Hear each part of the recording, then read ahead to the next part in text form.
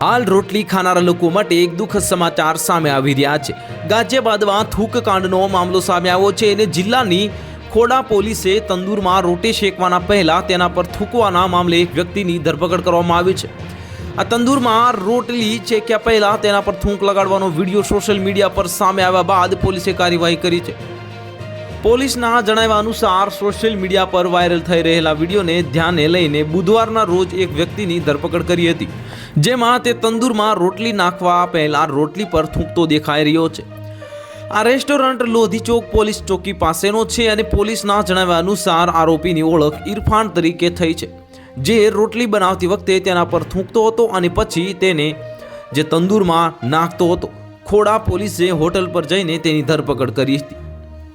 ઇન્દિરાપુરના ACP સ્વતંત્ર કુમાર સિંહને જણાવ્યું હતું કે આ સંબંધે ખાદ્ય સુરક્ષા તેમના ઔષધ વિભાગને સેમ્પલ મોકલવામાં આવ્યા છે અને એસીપીના જણાવ્યા અનુસાર ધરપકડ કરવામાં આવેલ આરોપી ઇરફાન વિરુદ્ધ ભારતીય ન્યાય સંહિતાની ધારાઓ અંતર્ગત એફઆઈઆર નોંધવામાં આવી છે અને કાયદાકીય કાર્યવાહી પૂર્ણ ન થાય ત્યાં સુધી તેને જેલ ભેગું કરી દેવામાં આવ્યો છે।